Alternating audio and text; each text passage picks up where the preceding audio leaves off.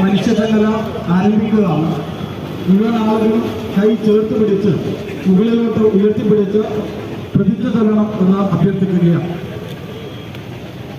പ്രതിജ്ഞ.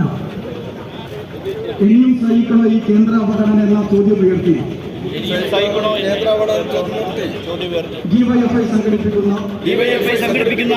ഈ മനുഷ്യ മഹാശൃംഖലയിൽ ഞാനും കണ്ടുചേരുന്നു.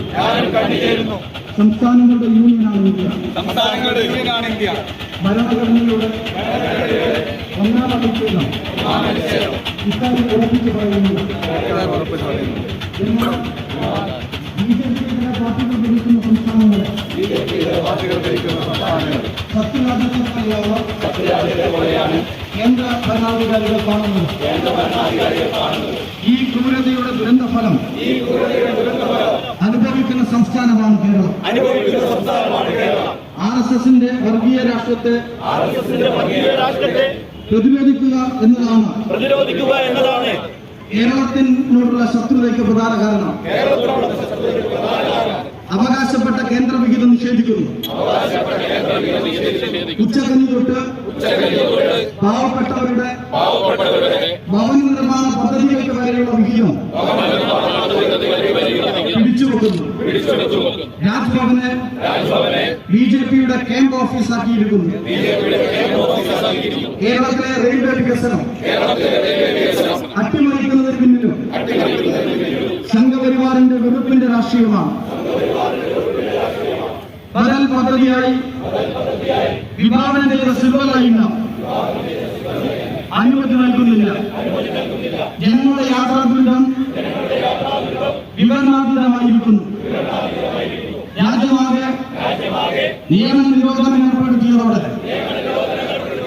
തൊഴിലില്ലായ്മ അതിരൂക്ഷമായിരിക്കുന്നു. കേന്ദ്ര സർക്കാർ സ്ഥാപനങ്ങളിലും കേന്ദ്ര പൊതുമേഖലാ സ്ഥാപനങ്ങളിലും നിയമനം നടത്തുന്നില്ല. കാർഷിക വ്യാവസായിക മേഖലകളുടെ തകർച്ചയും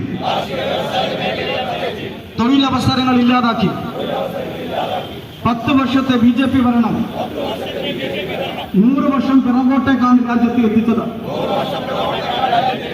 ഇനിയും ഇതിനെ തുടർന്ന് ഇല്ലാതാകുന്നത് നമ്മുടെ രാജ്യമാണ്. രാജ്യത്തിന്റെ ഭരണഘടന വിഭാവനം ചെയ്യുന്ന പരമാധികാര സോഷ്യലിസ്റ്റ് മതേതര ജനാധിപത്യ റിപ്പബ്ലിക്കാണ് പകരുന്നത്. ഇതിനെതിരായ സമരമുന്നണിയിൽ അണിചേരുക എന്നത് നീതിബോധമുള്ള മനുഷ്യനെന്ന നിലയിൽ എന്റെ കർത്തവ്യവും കടമയുമാണ്. പരാജയപ്പെടാൻ പാടില്ലാത്ത ഈ പോരാട്ടത്തിൽ ഞാൻ അചഞ്ചലമായി നിലകൊള്ളുമെന്ന് ഇതിനാൽ പ്രതിജ്ഞ ചെയ്യുന്നു. പ്രതിജ്ഞ പ്രതിജ്ഞ പ്രതിജ്ഞ പ്രതിജ്ഞ. നമ്മള് പൊതുയോഗത്തിലേക്ക് നടക്കും. ഇങ്ങനെയാണെങ്കിലേ നേരത്തെ കുറഞ്ഞു പോയത്.